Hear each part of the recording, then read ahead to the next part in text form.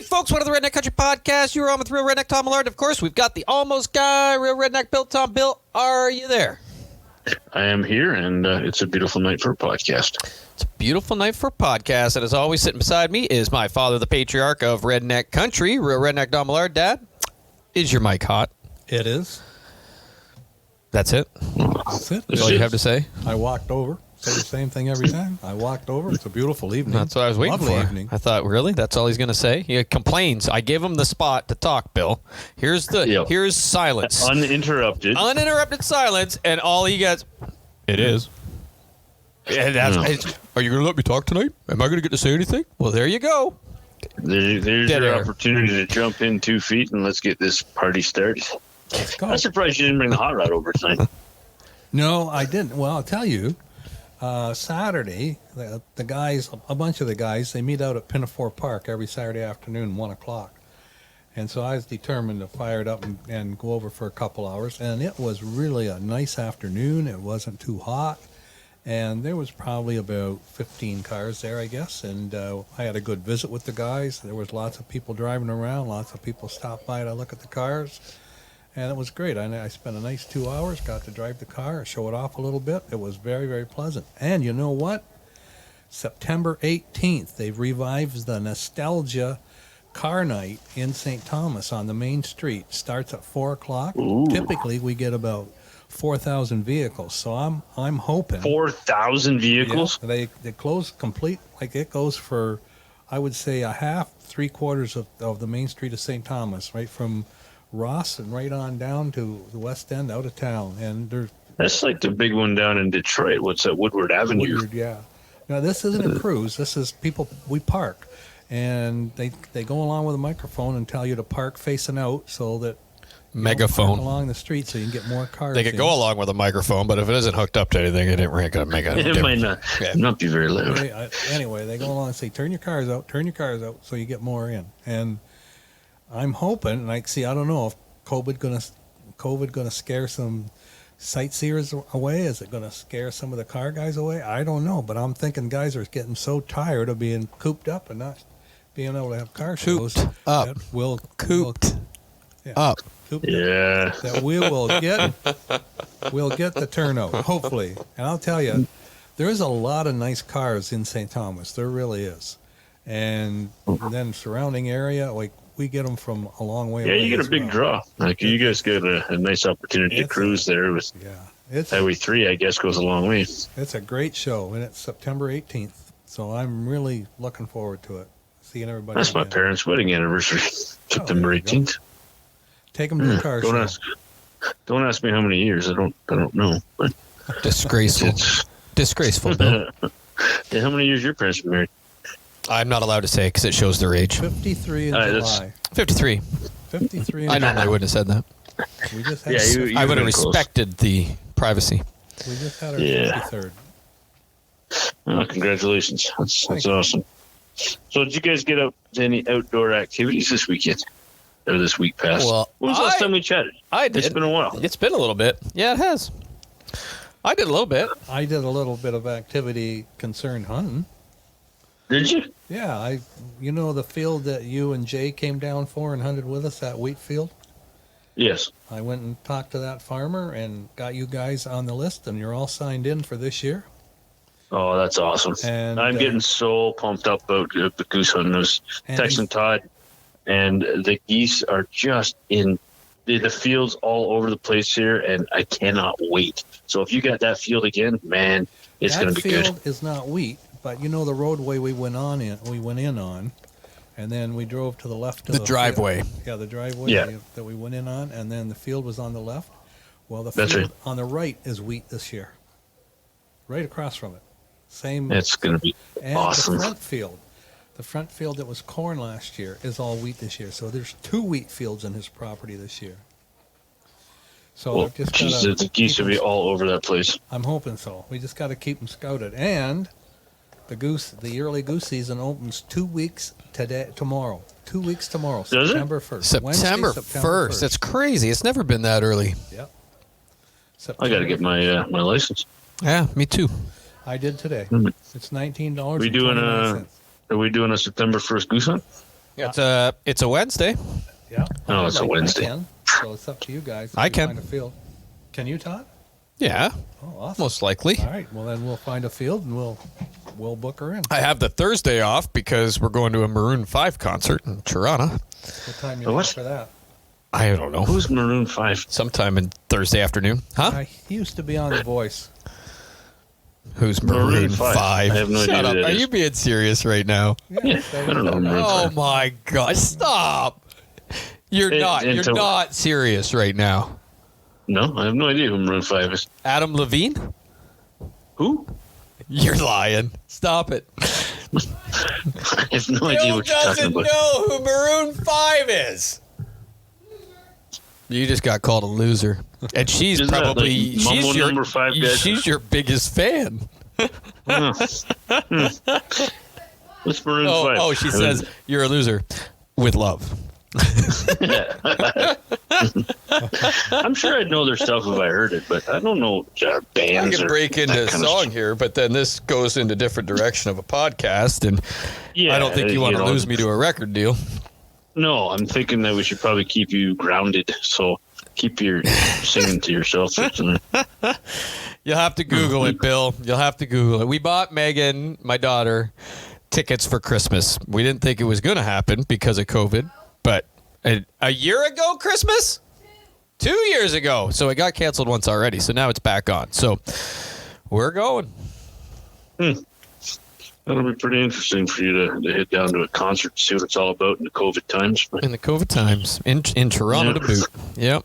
yeah, well, that sounds good. And for you, Mr. Millard Jr. Have we got time?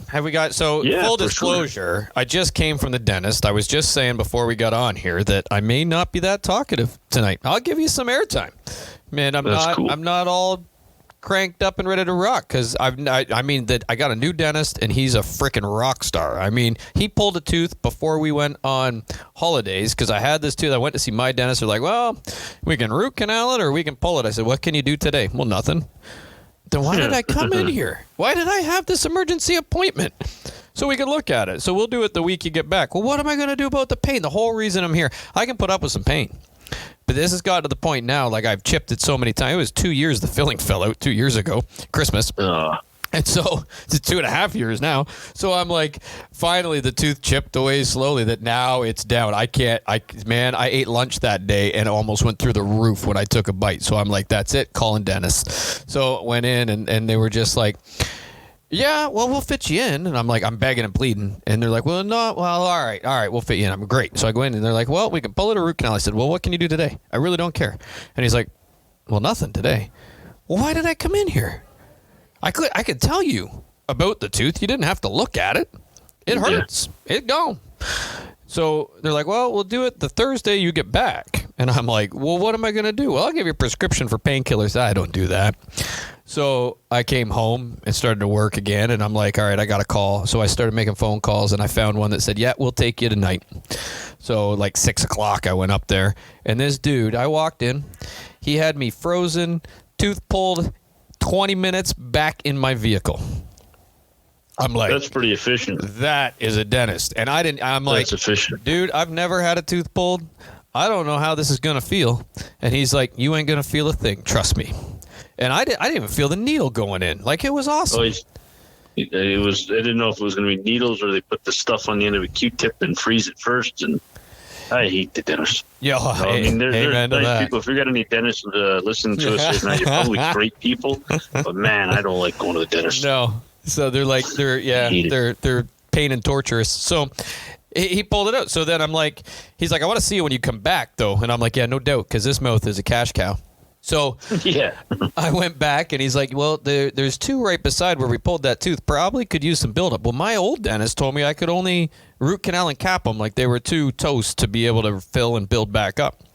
And my benefits that I got, I guess I had to call and I just never bothered. I mean, it's been 5 years. I just deal with it. And so I carry I carry toothpicks everywhere I go. Yeah. So he goes, yeah, I can fix those. So I went in tonight and again, I mean, my appointment was 4:15.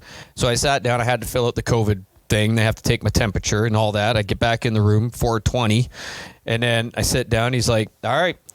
And he says, I'm not going to be long. We'll get this knocked out. He did 2 teeth, build them back up, and I was back in my truck at 10 to 5.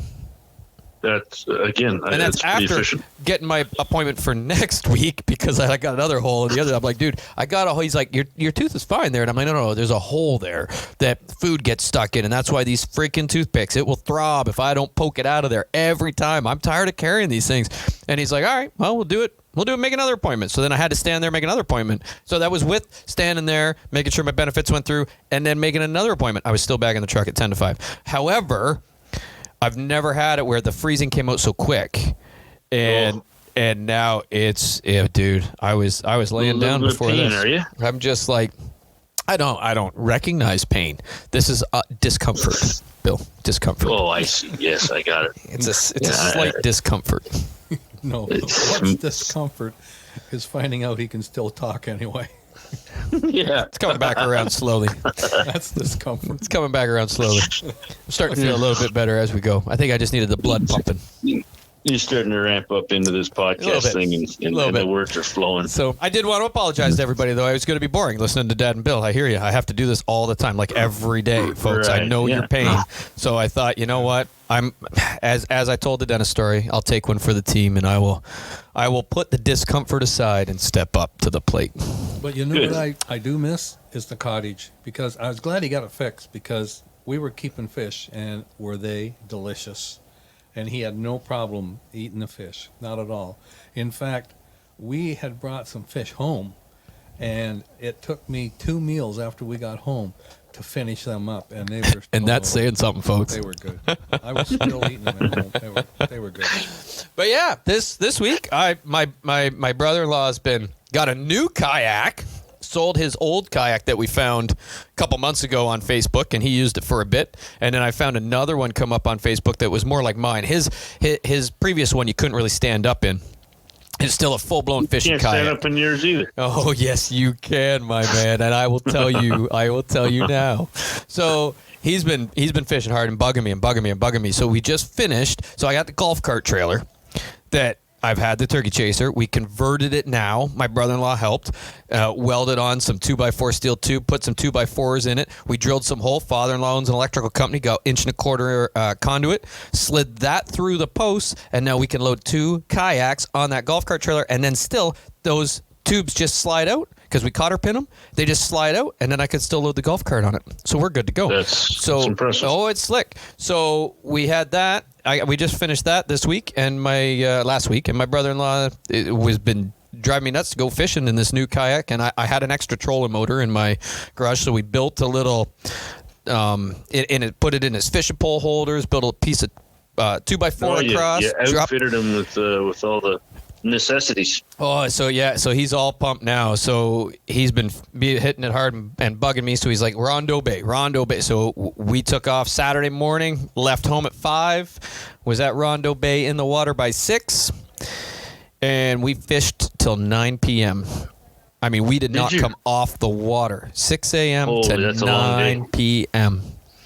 And the battery and the weeds were crazy. So the battery died around 4:30 p.m. for me. So I had to break out the paddle for 6 hours. Well, 5 hours. But you're not steady paddling though. You're positioning yourself into it just becomes or something like that. because you get so used to that nice trolling motor that I can just start. I can stand up and I'm casting like on a bass boat, and then you start to drift out of the spot. You just beep beep beep beep beep. Turn it off, and then out you go. You keep fishing. Now you got to put your rod down, pick up your paddle to get back in the spot, right? So, and then the wind picked up from time to time that would kind of blow you here and there and get a little harder to paddle against. Never worried, like it's in the bay, so it was absolutely fine. But we fished that sucker like crazy, and we are. Bill, are you ready for this? Yep. We've got our YouTube channel we've had for a long time, and there's some stupid videos up there. I tell you what, nobody's been there, Redneck Country on YouTube, and check out Scotty Goodall chasing down a goose through the goose. There's nothing like Scotty's milkshakes. It brings geese to the yard. And so I mentioned to you, my brother-in-law is now he's full-blown, always been a full-blown fisherman, like addicted, watching YouTube, and he's always wanted to have a YouTube channel of fishing. And so I've got a GoPro, had it for a while. I got a drone. I got that DJI Mavic Pro, like a decent drone, and got the DSLR camera with the boom mic and everything like that. So I thought, you know what? We're gonna try to make this a go. So coming soon. I'll tell you what, it's going to be the first installment. It's going to be short, but we did a little competition. We strapped on the GoPros. He got a GoPro, and we said, all right, heads up, let's go. And spoiler alert, I beat him. And so, how's the video quality coming off the chest mount GoPro? Yeah, it's decent. I'll tell you what, I bought new, really. So anybody with a GoPro, you buy a GoPro, so the chest mount to go to Best Buy or something like that, buy that chest mount from GoPro name brand. It's gonna be like $60. You go on Amazon and buy like the kit that's some knockoff thing, and you get like 40 accessories, chest mount, all kinds of mounts for like $20. So that's what we bought. Well, we bought with it come these really thin cases. So I have the waterproof case, and the issue is the audio, because when that waterproof case is locked on the sucker, you can't really hear much that well, right? Because it's locked in a waterproof case. And I thought, you know what? I'm not going over. I'm confident. So, So I put it. And your track record says nothing about going over in the kayak. I won't have Dad with me. We're going to be good. I'm not with him, so I'm confident. So we got these really thin cases. It's just a frame around the outside, so it doesn't even touch the front or the back. It just holds it in that chest mount. So it's pretty decent. So now I just got to compile it. Now the only problem was didn't take enough SD cards, because we were supposed to be back by 4:00.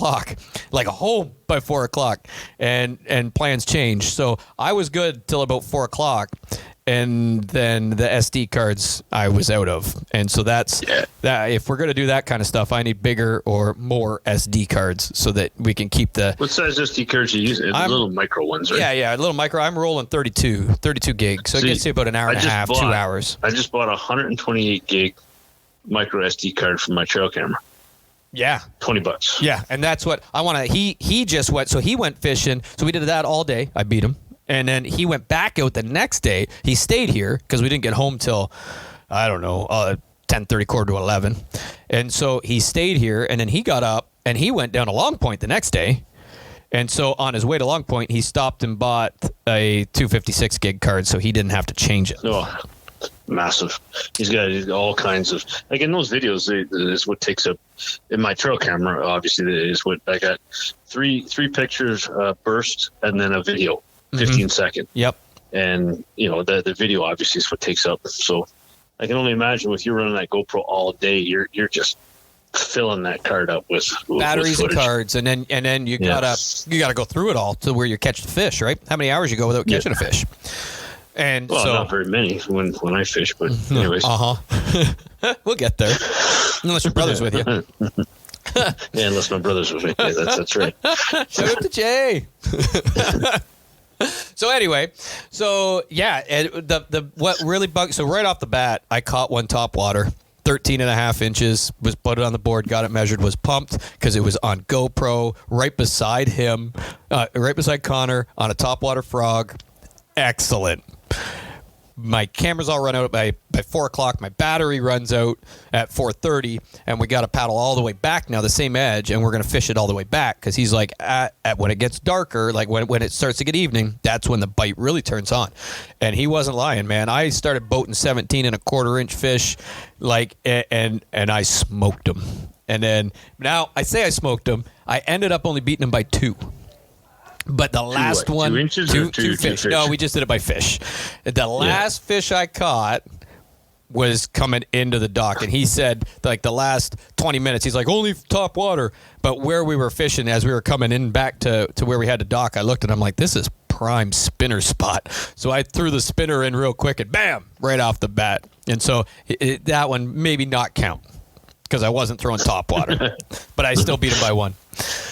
So yeah, well, if you got a cheek to win, I mean, at least you still won, right? Yeah, well, I still won. Oh, man. So I did actually see a picture of kind of a half fish falling back in the water. Was Dude, that let me tell the biggest one. So, anybody that's listening, I mean, we're in a kayak bass fishing tournament for the month. So you pay $30, you're in it. Your top 5 fish, they go by length, they don't go by weight. How you do it is you have to have a sanctioned catch board. So it's a catch or a hog trough. Those are the 2 brands. You have to have one of those. They're a measuring board by inches. You take the fish, you put it on the board. You have to push them all the way to there's a bump in an end of it so that their mouth is closed so that it's fair, because you have like a large mouth with its mouth open, you're going to gain an extra inch. So you got to bump it up to the board and hold it. You have a card, an identifier card that says who you are, and you have to have that on. Well, I've now got, because my hog trough is in the bottom of the St. Lawrence, thanks to my father, I've now got the catch board, but I bought it with a card holder that slides. So forever I was screwing around with trying to get that card to sit. You got a fish flopping, you're trying to hold it on the board on your lap on the kayak. You're trying to get that card there. Don't let the fish go. Then you got to get your phone out. Then you got to get the camera up. Then you got to hold it on the right angle so that you can get the whole fish in there with your card identifier. You got to put your pole down and worry about tipping because you haven't got your pole in your hand. Yeah. Anyway, so I'm doing all of that, right? So I got this card holder that slides now along the bottom of the catch board, and it holds the card. It holds your identifier. So that problem's taken care of. Now I just got to get my phone out, hold the fish on the catch board, take the picture. So the biggest one I caught, 17.25 inches, but he was fat, man. I tell you what, sometimes I wish they go by weight, because this guy was a hog. And I mean, I was fighting him. It was awesome. It was epic. And I knew he was there. I was like, Connor, right there. Connor had already gone by. And Connor kept on. He's like, yep. So drop in. Sure enough, there, as soon as my wacky worm hits the water on the edge of this weed bed, it goes down and it goes past me.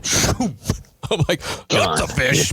So hook him. Well, I fight him. I net him. I get him in. Woohoo! I'm pumped. I lip him. I hold him up. Connor, look at this. What? Right? There's another one. I get the catch board. I sit down, put the catch board on my lap, put him on the catch board, dig out my camera, slide the card holder down so that it's past now, because he's a longer fish. Slide it down so it's there. Holding him. Put my camera up, trying to get the right angle, so you really got to lean back, right? Like hold your hand high so you make sure you've got the whole fish in the picture with the end of the bump board, with your identifier card, all that jazz. Just as I go to take the picture, he flip-flops and straight up. I tell you what, he came up over my head in height, and then because he was so huge, I mean, he had muscle. It came up over my head in height and down into the water and gone. And I'm like, and me and Connor even said, we got to take a picture of the fish so that we know it was boated. None of this, it came to the side of the boat, that's a catch. So between me and him, even though if we weren't going to register it for the tournament, it was still, because we didn't care the size with me and him, it was the amount of fish. You still got to take a picture. And I'm like, I didn't even get a picture. But after, it was the next day, and I'm like, I opened up my gallery to look at, because I was looking at the videos and thought, okay, I look at what pictures I took. I actually captured a picture. It was the fish going straight down in the water with me holding an empty catch board. And so I did actually still push the button and get the picture of that fish jumping off of my catch board. That's a pretty good action shot from what I saw. That was pretty neat. Yeah. Seeing him flip-flop all the way off that board. And I'm wondering if on your GoPro you could have taken a frame, or there was enough of the picture or the fish in the frame that you could just capture. Yeah, I might be able to do that, if you're holding it. I mean, I was out of battery. Or out of SD card at that time. Oh, you're out of SD card battery, yeah. That's what I mean. So when the bite finally turned on at night, SD cards were done. So that was the biggest disappointment on that side, was we started catching them a lot more after 6 o'clock, but we were all out of SD card. So, but then the next day, sorry. No, I mean, it's good that you're still getting on the fish and figured out their patterns and stuff. And I don't think I've ever fished. That was wrong to be. I don't think I've ever 2 feet of water, man. 2 feet of water and fishing topwater midday. I'm like, Connor, this is ridiculous. So here's how we figured out the topwater bite. I was going along the edge, fishing a wacky worm on the edge of the weeds and just throwing it in. And he went around a corner up into a little inlet, and it really looked shallow. Grass mat, lily pads, thick with little holes here and there. And all of a sudden I hear, oh! And I'm like, Connor, you okay? Because I can't see him. He's around the corner. And I hear, oh! Again. And I'm like, did you fall in? So I quickly fire up the motor, get around there, and he's going, shh, top water, put on a I already got a frog. I'm like, it's like freaking 2 p.m. Like we're in 2 feet of water. Like he's not even anchored. He's just sitting in lily pads and not moving.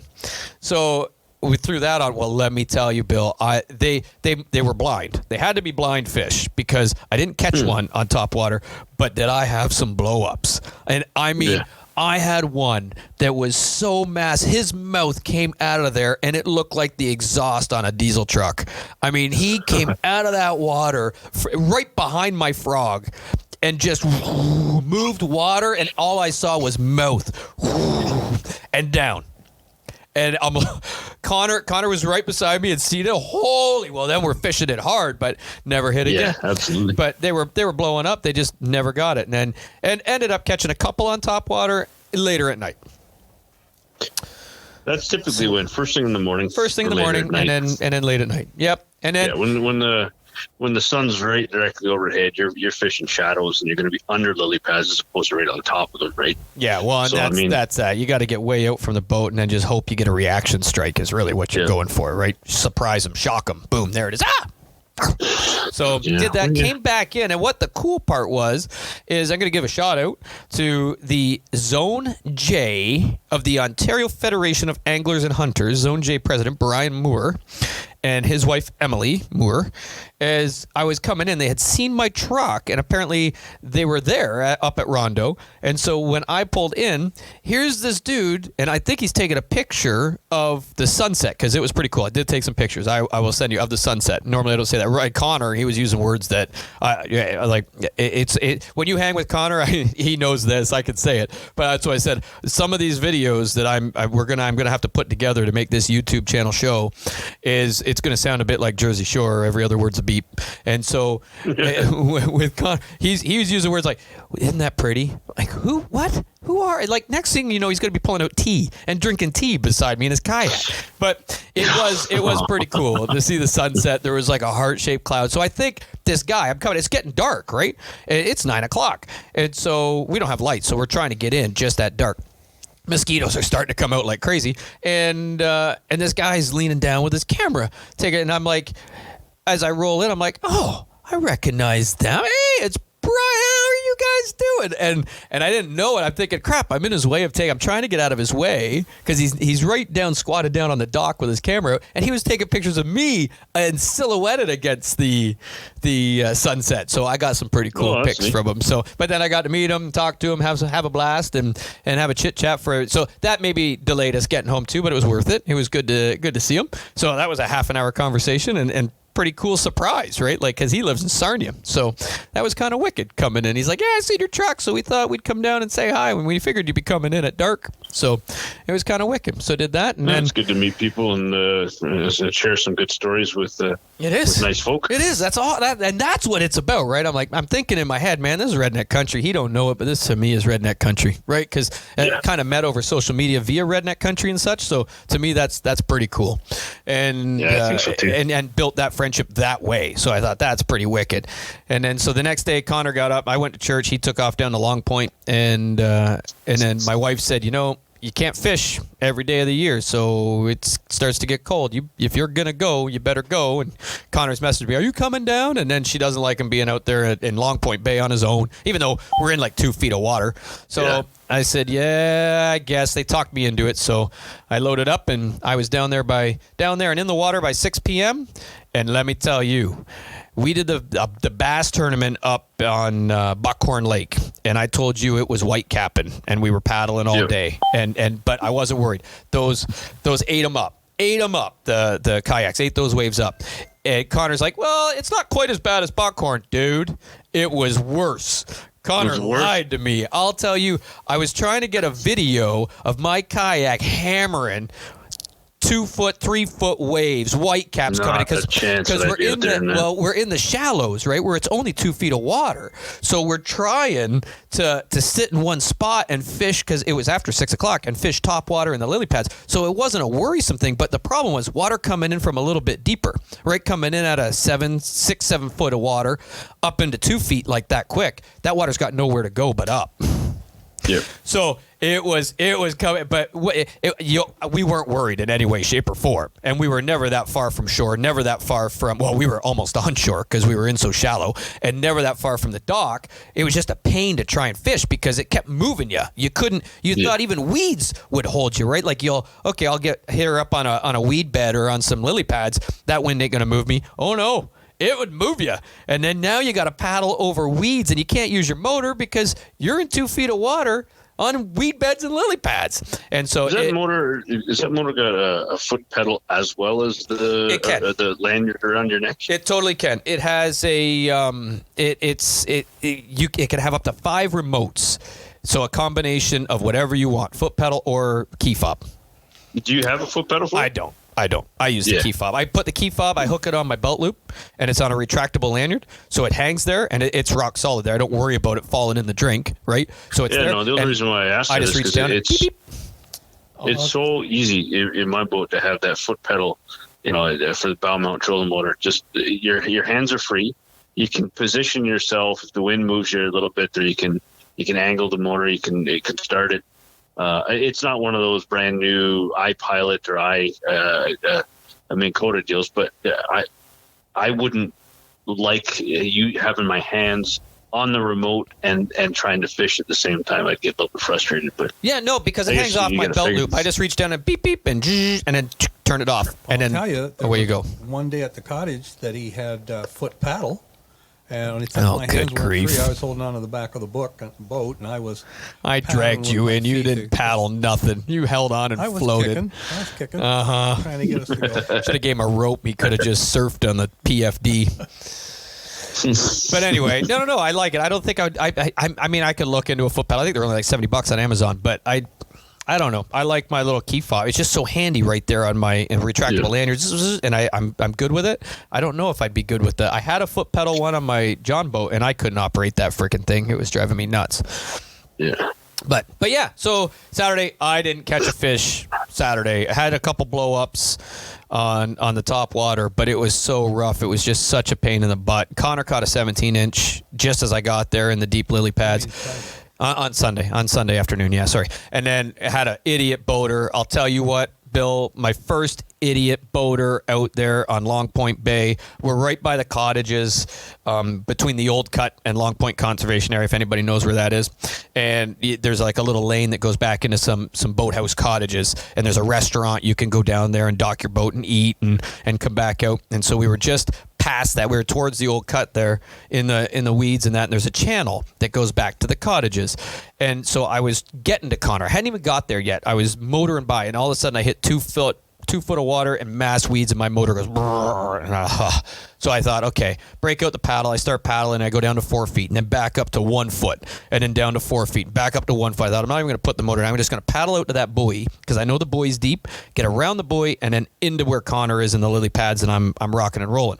Keep in mind, it's freaking rough. So I'm paddling into some chop, and I mean, water's coming up, hitting the bow of the front of my boat and hitting me. Just whoosh, every wave is breaking across the front of my boat.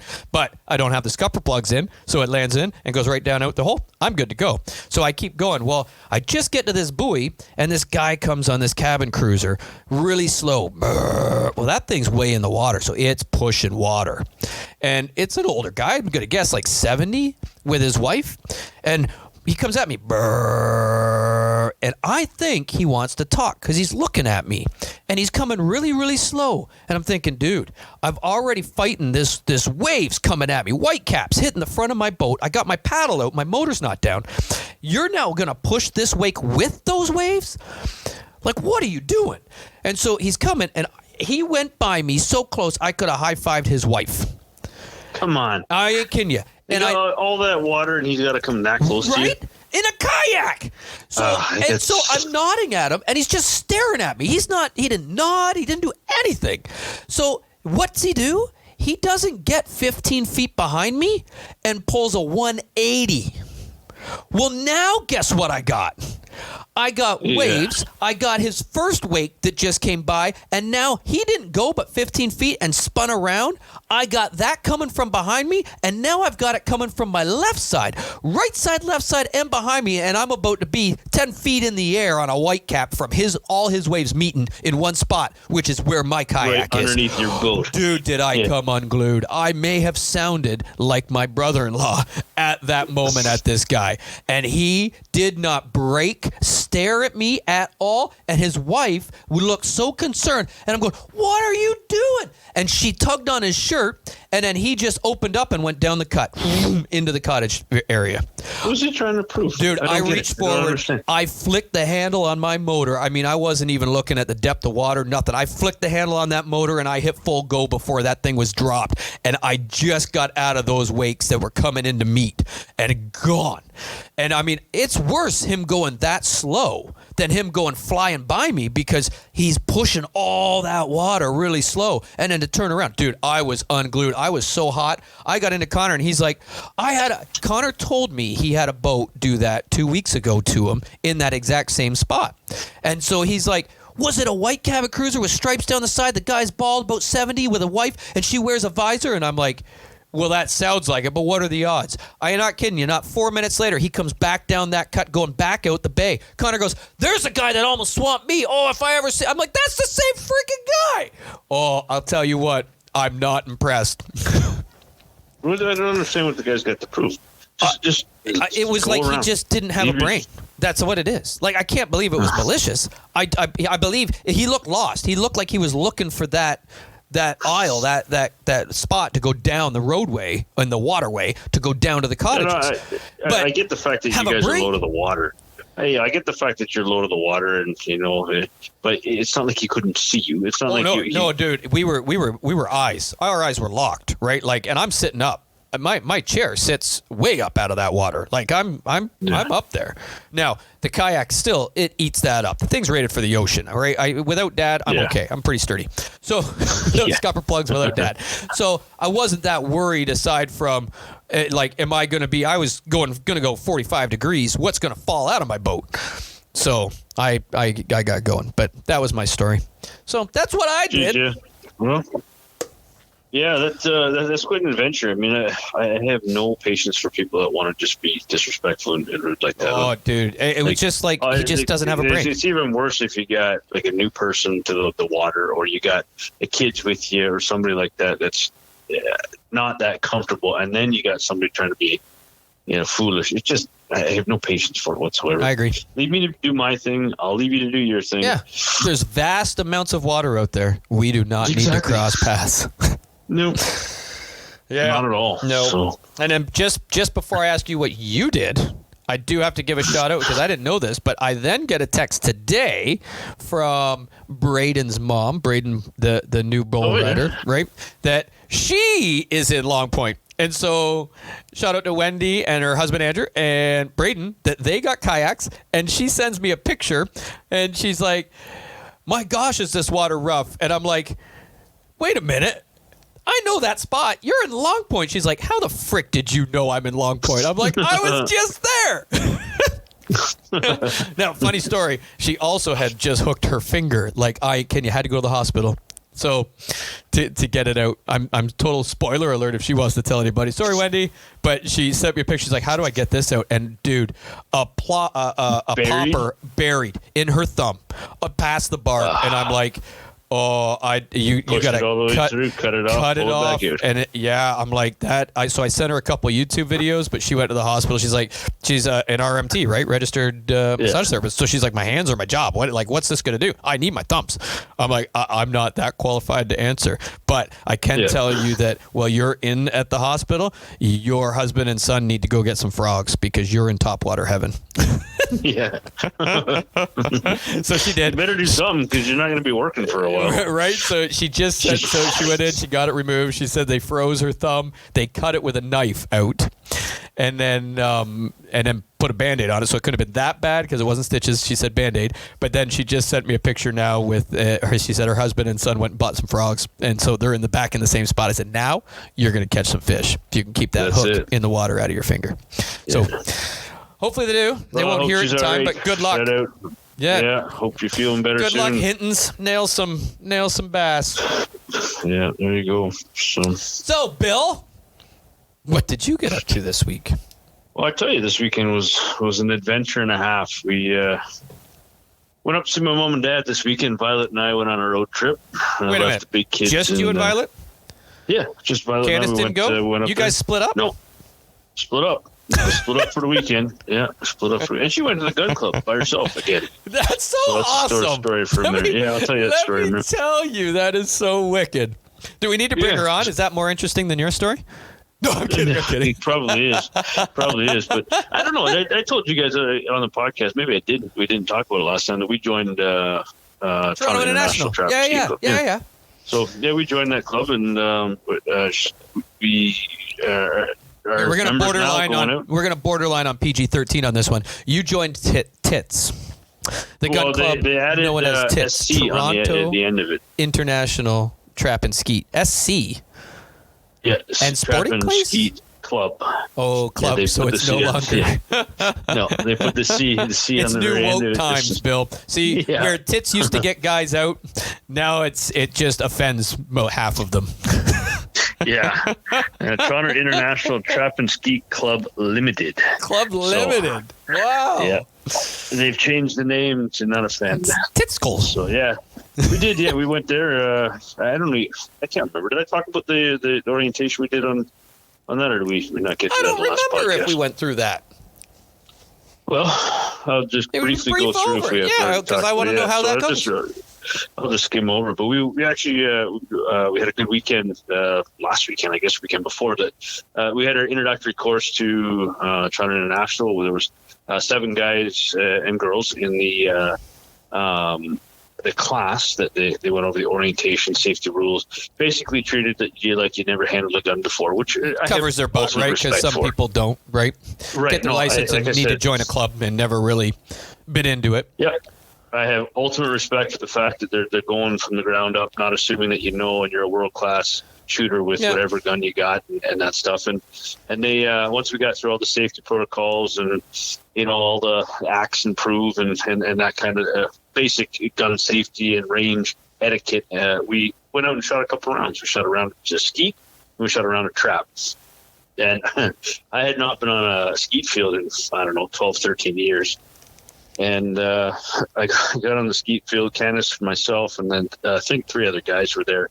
And the gentleman that did the introductory to skeet was awesome. He didn't try to talk down. He didn't try to fix anything in your stance, the way you were shooting. Just letting you come have fun. Well, he shot with us first, and he said on station 1, you'll see a high, and it looks like this, and a low, and it looks like this, and a pair, and they look like these, and this is where you hold your gun. Go ahead and try it. So that was pretty much it. And, right on. And I did okay on the first one, and I did okay on the second one, and the third. That's okay. Well, I don't want to. I haven't shot in 12 years. I right? don't wanna. I'm not taught here. Like, I mean, one of us has to be humble, and I shot a 22 on my first round of skeeting. Dude, that's like insane. Well, I got to station 5. Want to be humble? Listen to this. I did okay. You rolled a 22 in skeet, not shooting skeet in how many years? It's been 12 years. And even then, how often did you shoot skeet? Not very often. Dude, that's insane. You must have been listening to some of our podcasts when I talk about shotgunning. I was, yeah. I applied that 12 years ago when I took took skeet. But when I first learned skeet, when I was shooting with a buddy of mine, Jamie Histrup, down in Niagara, we'd come up to Toronto International, we'd shoot some Olympic bunker, and then just to mess around, change up the pace a little bit, we would shoot some skeet, and we always shot skeet low gun. I'd never shot skeet high gun before, so I don't know. That makes a big difference. Yeah. Well, anybody that's listening, low gun for Olympic, they put a line on your vest, and that the stock of your gun has to be below that line. You yell pull, And by rules, that target has to be visible prior to you moving the gun, or it's a lost target. Yep. That's fair, right? But same as in fit task and that, right? So there's a judge at every state, and if you move that gun before the judge sees the target, that's a lost bird. Lost target. Yeah. Whether you hit it or not, it's a lost target. So this time they were going. I didn't want to go low gun. They said go high gun, put it on, mount the gun, pick your spot. And that's how American skeet shot. Yeah. Everybody shoots it like that, right? So that's commendable. And that's what I did. I shot a 22. I got to station 5 or something, and I was rolling pretty good. And the guy looked at me and says, "It's been 12 years for you?" I'm like, honestly, I have not pulled the trigger on a skeet target in 12 years. But they just look so slow. I don't know. I don't know if they slowed them down or what, but they just look so slow. Well, you'll know they should have stakes where they normally land, I know they do. right? There's 2 rings, and they were going right through those rings. Well, then they were legal targets. It's just, you've got the eye now for it. When they were coming out of the high and low house, I just felt like I had all the time in the world to get in front of that target, pull the trigger, follow through, and they just broke. It felt awesome. So I got to station 8, which I've always had a problem with. And a lot of people at station 8 is right in the middle, and the targets are literally coming. They're coming almost right at you for the sake of better words. And I've always had a problem on station 8 by getting either behind them that's the best. I love that station. It's a fun station if you can get on. That's a spot shot in a half. That's all it is. Yep. And I broke two on station 8, and I dusted them, covered myself with with clay remnants. But when targets attack, yeah, it's what it was. And I finally figured out where to put the hold, and then how to do the swing on station 8. A flick. And I broke both those. Yep, that's all it was. And I ended up with a 22 on skeet. So that fun. guy's wow, this guy knows what he's doing. He must have. Yeah. Did he ask you if you knew me? Yeah, he said, Thom Millard, you guys are friends, aren't you? Yeah. Right. And that freezing must be what going to your head is what must be happening. So then we went down to shoot trap. And, I said, you put me anywhere but station 1. And I got put station 1. So get out of your comfort zone. It's the only way to grow. It's the only way to grow. And we shot around the trap, and I shot a 22 on that as well. That's all right. So I shot 2 22s back to back. Not bad. I mean, after a 22 in skeet, I figured you would have ran the trap with your eyes closed. No, I missed. I got lazy on a couple straightaways, and I missed. Straightaways. I know. Straightaways are my nemesis. I don't understand what I do wrong, but. You can straight away on whatever station, like you said, cover them up. And I was messing around too, looking at different holds.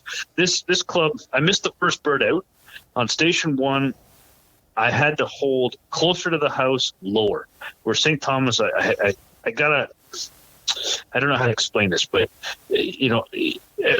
each club. I got to see what the targets are doing, and then figure out. I've said that lots, right? You always got to figure out, okay, are they high targets? Are they lower targets? Right. Yeah, and the absolutely. First station, first target, I missed, and then I ran the next, the rest of them on that station, and I ran the next 3 stations, and I dropped 2, I guess, on the last couple stations. Yeah, anyways, that's all right, though. Once I figured out where my whole points were for Tron International, I did okay. I bet you that's the number one thing. I really think after you shot for a long time and you now have your style and your comfort with your gun and it fits you and all that stuff and you know what you're doing, that's the number one thing aside from keeping your head in the game is knowing the hold for that club or that trap. Guys before you will have it raised. They'll have it or they'll lower it or whatever. And you think, okay, the speed didn't change. Well, absolutely not. 42.5 or 42.3 mile an hour, whatever you want to say, for American trap target. But now if you raise that 2 notches on that trap machine because the guys like him high, well, that 42.5 mile an hour is now leaping out of it. It's slowing down faster out there farther, but it's moving upwards quicker. And then the same goes the other way. If they drop it a couple, well, now it's moving away way quicker, and it will slow down very fast, right? But that's a huge difference when you think about that, right? The first 10 feet of flight in that target, if you just move it 2 inches up or 2 inches down, well, it's really changing the path of that target. Yeah, I agree. And that was what happened, and then once I figured out what my whole points were for the club, we went the next day and I shot 223s and a 20. Oh, you were so close. You're getting there, Bill. I told you and Candace. I told you both. I've only got 125 patch left. And she, she was really frustrated. I have to say that, she took I know that. We didn't talk about that on this podcast either, right? After you guys went and did your join thing and all of that, and you called me and said she's really, really frustrated, but you adjusted her gun. We figured you figured she was shooting too high. 100%. I figured she was shooting too high based on what I was seeing. She was on the targets that I'd watch it. And typically I don't watch everybody shoot. She moved too much. She moved the gun too much. Lately I'm starting. Yeah, and see where they shoot. I don't know. But lately I've been starting to watch, the rest of the round and see where the birds are coming from, and I get more relaxed. I find myself more relaxed watching the whole round as opposed to just my target. Like I'm not thinking about breaking that bird or nothing. And I was watching her shoot, and she was on the gun. It wasn't like she was lifting her head. Nope. It wasn't like she just stayed on the target too long for how high she shot. So then she would ride it too high. For sure, she was letting that target because in her mind, she needed to see that perfect she's not lead. on it. I'm not on it. But you didn't trap. Right. If you're shooting that high, you got to trust your gun and know where it shoots. Yeah, and this is where we get. She was getting frustrated because then everybody was trying to change things for her. Oh yeah, and being a woman. And that's it. At the trap club, being a woman, everybody wanted to help her, and she was they're like, "Hey, look at that nice looking." They're already going, "Wow, look at that nice looking lady." And now she breaks out a trap gun, and now there's opportunity to help. Step aside, husband Bill. We're moving in. So at the end of at the end of the day, the morning when they shut the trap field down and everything was closed up, I went out and got her to stand on the trap line, and I walked out in front of the trap house. Nobody was there. It was her and I, and everybody was cleaning up the shells and that kind of stuff. And I showed her exactly where the hold is where I put the gun.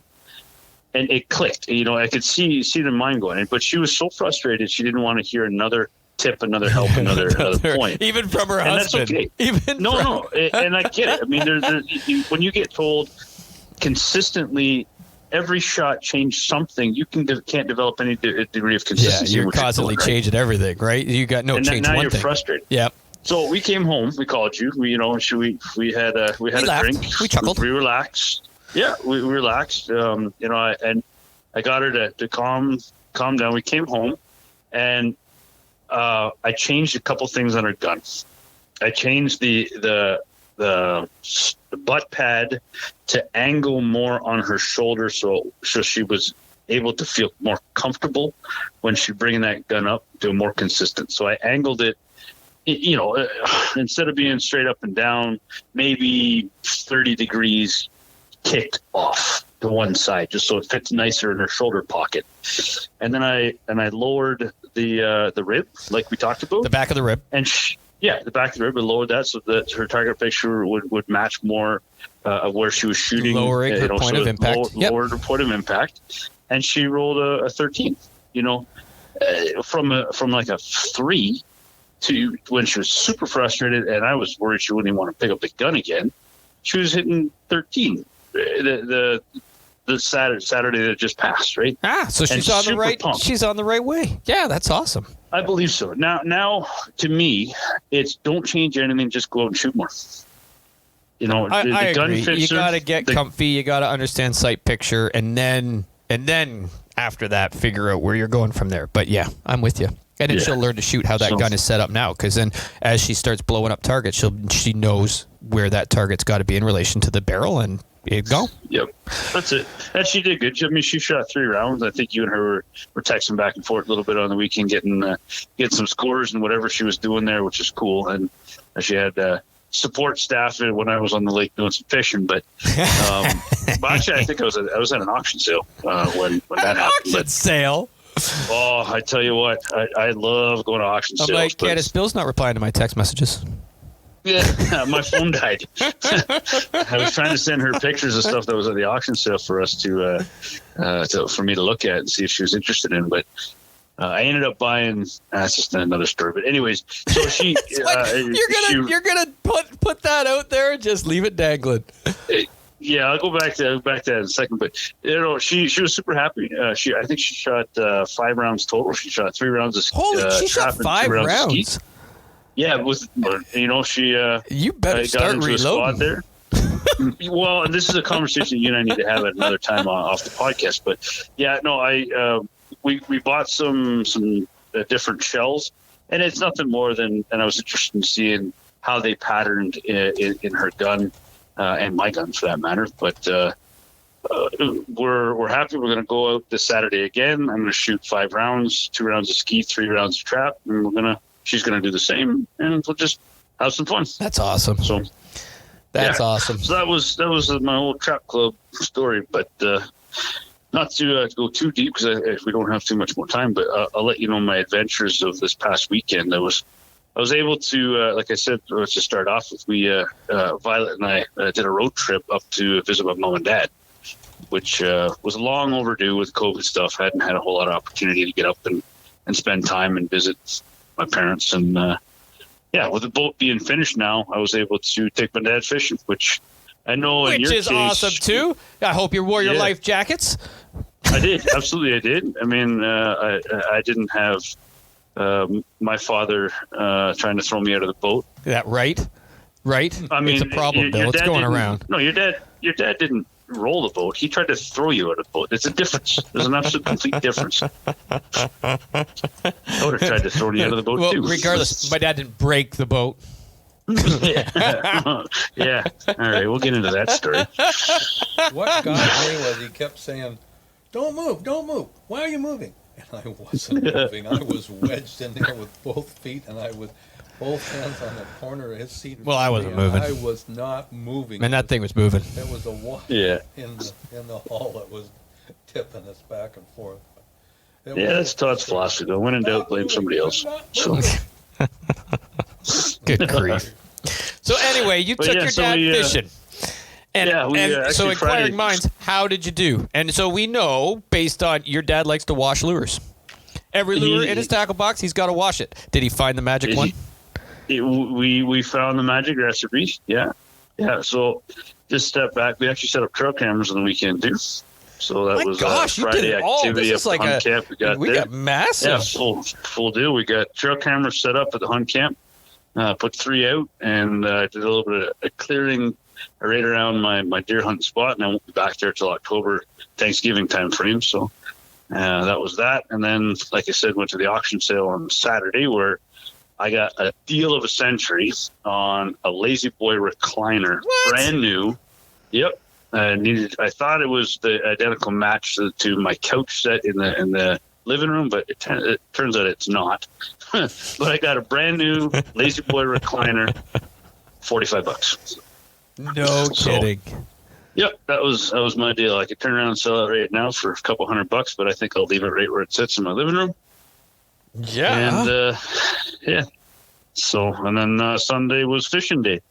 So jumping right into the fishing day, that was an absolute treat to be able to take my dad fishing. And like I said, long overdue.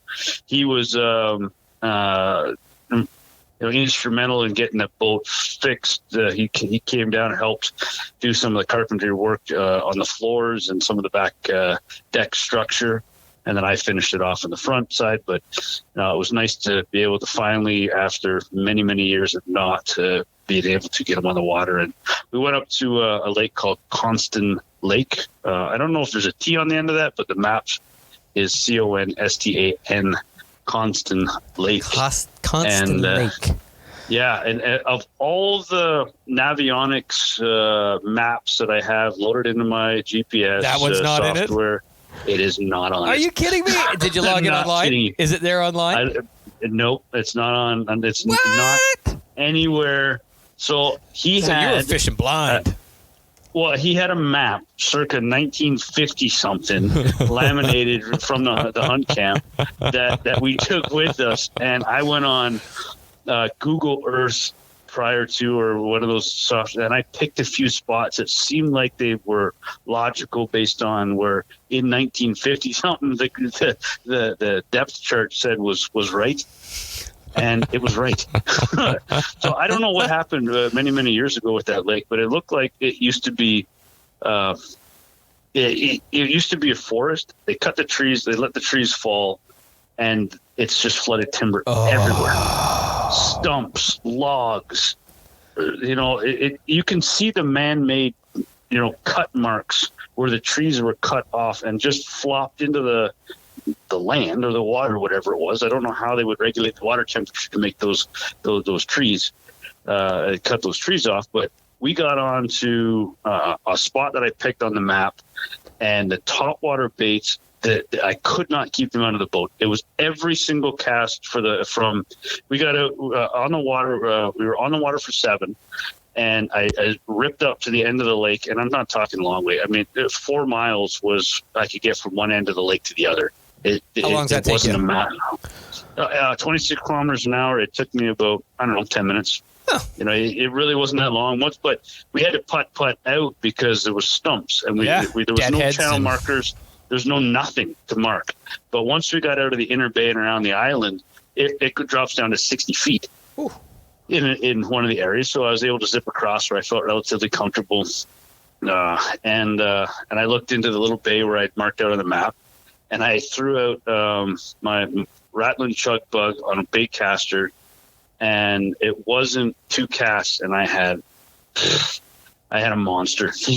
And he rolled over on that bait, tail danced out of the water, just ate that sucker up, and I'll give you the magic bait. Don't tell anybody, but it was a 3.5 inch. I'll beep this out. Yeah, 3.5 inch storm rattling chug bug perch color, and I could not keep them off that. Every time. Hold on, I'm gonna Google this right now because I'm going in a fishing tournament this Saturday up by you, and so if you can get yourself rattling chug storm rattling chug bug.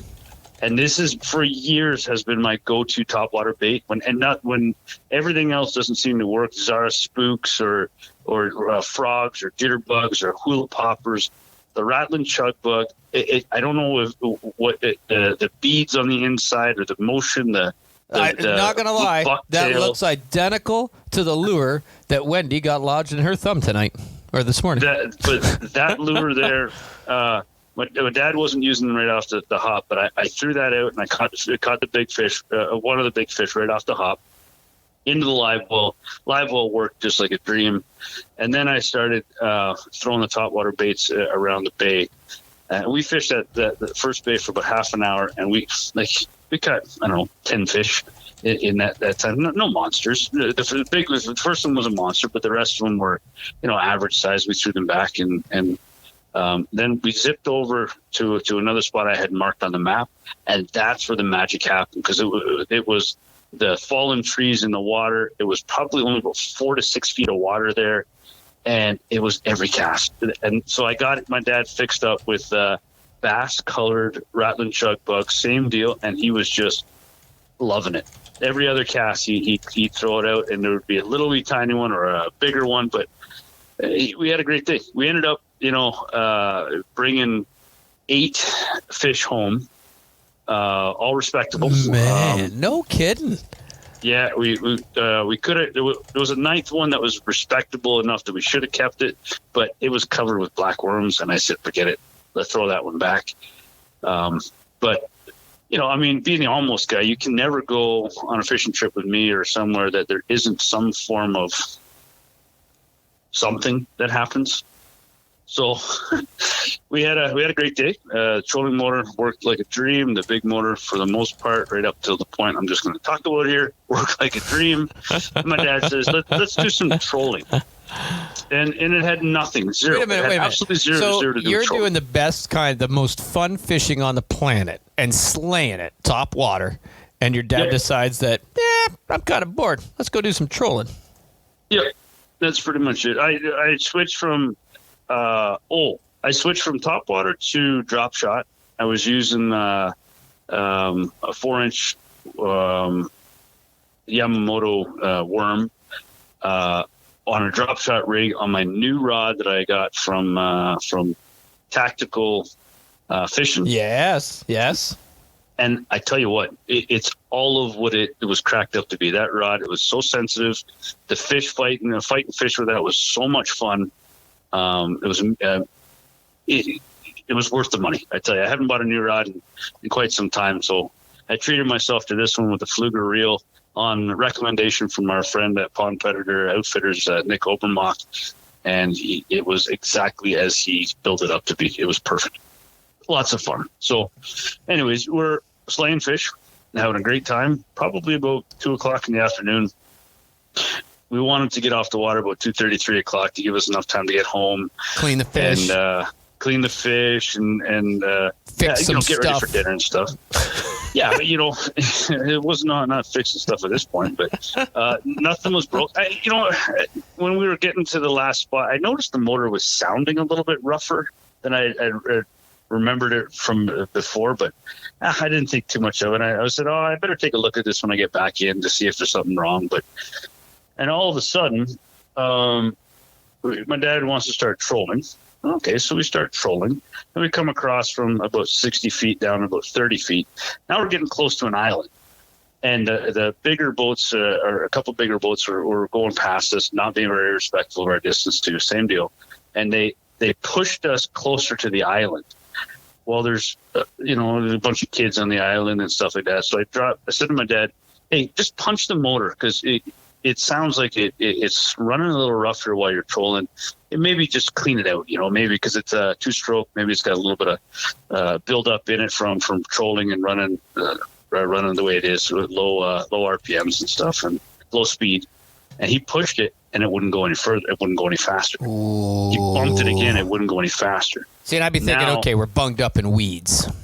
Well, I at this point in time, I didn't know, because it sounded like it was missing, like it was one cylinder as opposed to 2 cylinders. It just sounded terrible. And sure enough, I look down, and there's no water coming out of I call it the P line. You know what I mean? When the water comes up, it pees out of the backside to let you know that it's circulating through. Yep. Well, there's no water coming out of it. So I take the cover off, and you can't even hardly touch the cover of the motor. It's so hot. Wow. I thought we were done. We were probably, a good 5-minute big motor ride back. And I said, you know what? I'll change the plugs right off the start, see if it's the plugs. I always carry a spare set. Change the plug, started it up, same thing. No, wouldn't go. So I said, I got the trolling motor. I'll put it on high speed. So you're not panicking because you still not yet. You got the backup. I've got the trolling motor. I'm fine, right? Well, I put the trolling motor down, put it on 5, and now we've been fishing for probably, I don't know. We ran that trolling motor for a good 5-6 hours. Uh-oh. How big's your battery? Well, it really wasn't big enough, because as soon as I put the trolling motor down and I start going towards shore, the trolling motor quits. I'm out of battery at this point in time. So now I have no battery. The big motor's not working the way it's supposed to. And now my dad's asking questions. Hey, how's things? Are you out of battery? Are you this? And I'm trying to be very, very patient at this point in time. I know what that's like, Bill. Every day of my life. You're trying to be patient. Yeah. All I needed was to take a breath. And then I said, no, we're fine. I just needed a split second to kind of process it all and make sure that, just relax. It's okay. So sure enough, no trolling motor. And now I'm thinking, hey, bring the paddles out. And my dad's like, no, we're not going to paddle home. We'll putt home with the big motor. And, sure enough, we found out the next day that the engineers of Evinrude in 1984 were very, very smart, where when the motor gets to a certain temperature, it flips over, open the thermocouple, and it doesn't allow it to go above a certain RPM, so you can't blow your motor up. And that's exactly what happened. It got so hot that it flipped into what they call a safe mode, and all we could go was 5 kilometers an hour tops to putt all the way in. But that's better than nothing. Getting in the shore. Yeah, look at that. It was better than nothing. Didn't have to paddle. Got all the way inshore. I was able to get the boat back on the trailer. Could you paddle in that thing? Oh, I could paddle, but I'm not asking my dad to paddle, and I'm in no shape to paddle, however many kilometers it was to get back to the boat launch at that point. So, anyways, we got it back on the trailer, and sure enough, we talked to a guy in the launch. My dad knew it. You're up in the Ottawa Valley. You run into somebody, and you either related to him or you know him up there. And sure enough, we ran into a guy. My dad knew him.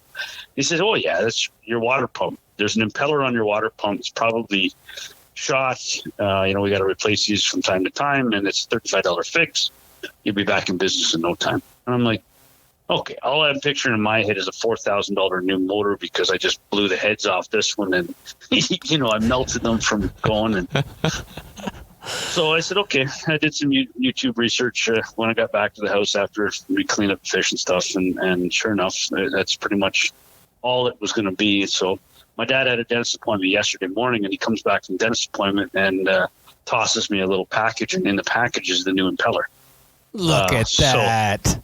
Yeah, so he felt really bad, and I said, "Dad, it wasn't the trolling that did it. It's a 1984 motor, and I promise you, the impellers have maybe only ever been changed once, and I haven't done them.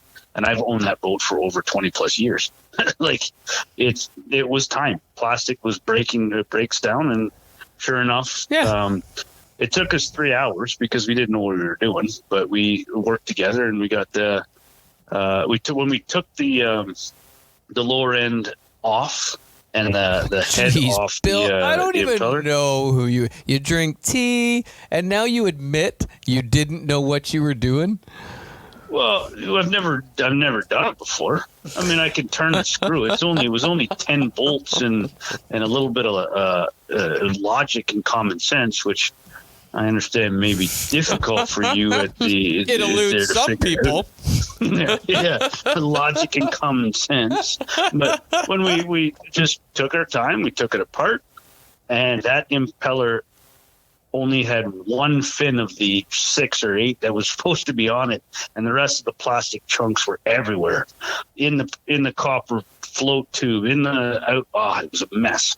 But 3 hours later, we get it back together, and it works like a dream now. So that's the almost guy experience when you go fishing, when you go snowmobiling, when you go whatever. If something breaks, you got to fix it. So, anyways. It's part of the gig. That's what it is. I mean, we had a good day fishing. I'm glad it broke on the way in as opposed to the way out. The small victories, small blessings, we can say. We had a great day of fishing. The live well was already full of water, or full of fish. You had a bonding moment.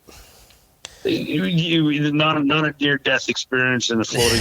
I didn't get my dad wet. I didn't throw him over the side of the boat or nothing. I mean, like you did to your dad. Oh, your dad must know when to shut up. I'm thinking you might have just blown your ride in the hot rod. Yeah. Oh, man. I didn't say a word. That was Todd. But the motor's fixed. We he had a lot of fun playing with the electronics. They're trying to figure out the fish finder, and I relinquished the captain's chair, and he sat in the captain's chair and drove the boat around the lake, and just absolutely had a great time. So it was long overdue, and I'm glad we were able to get out there and have a great day of it. So wicked. Yeah, it's all good. So the next experience is coming down the pike, but I think we're done fishing for a couple weeks, anyways.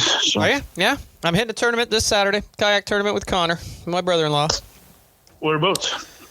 Lake Ketchikoma. I don't know where that lake is. It's up past you. It's up by Peterborough, actually. That's not past me. You need to look at a map. Well, it's north. Okay, I'll give you. It's closer to me than you are right now. I'll give you that. It's about 3 hours away, 3.5, I guess. Yeah. Look at a map. Bill, how long does it take you to get from my? How long does it take you to get from my house to your house? About 3. Yeah, 3. see? Yeah, 3 hours. It's about that way. Okay, I get it. Yeah. So I wish you the best of luck. Get yourself a map, lots of batteries, scupper plug. No, I don't need them. No scupper plugs. Screw that. And I've looked up this lake with pictures. It's treed. So thank the goodness.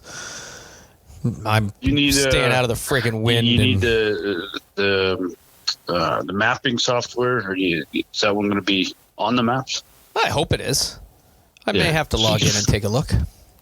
Yeah, figure out what you need to do. Figure out what dock I'm going to go to, because that's the key in kayak fishing. You can't fire up no motor, even if you are only chugging at 5 kilometers an hour, and get to where you need to go. It's paddle power. No motors allowed in the tournament, so you got a dock where you want to fish. Well, wish you the best of luck in the tournament.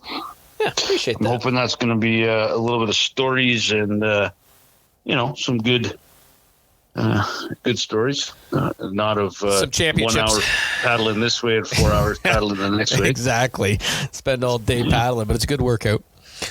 Good deal. No, I'm looking forward to this weekend, so it'll be good. All right.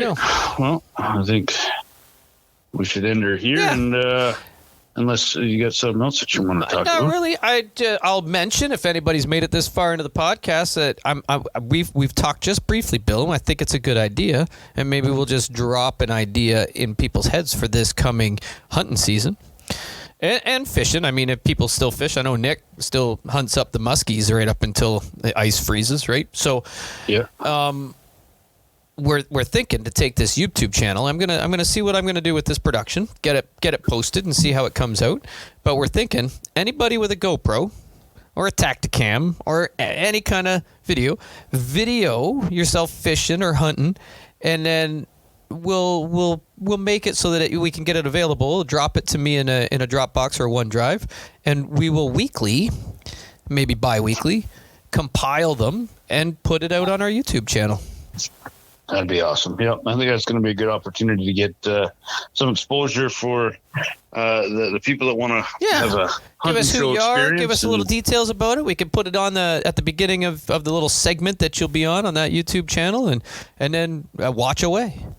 Yeah, share it up with your friends and enjoy the outdoors. I think it'll be really good. Yeah. So, well. Sounds good, guys. Best of luck this weekend. Appreciate care, Bill. See you again. All right. We shall talk. Have a good one. And that'll do it for this week, folks. For the Redneck Country Podcast, I'm Bill, the Almost Guy Tom. And I'm Todd. Thanks for listening. And folks, if you want to be part of the podcast or you want to give us some feedback or really contact us about anything, feel free to email us at podcast@theredneckcountry.com. Again, that's podcast@theredneckcountry.com. Thanks for listening. Talk to you again next week.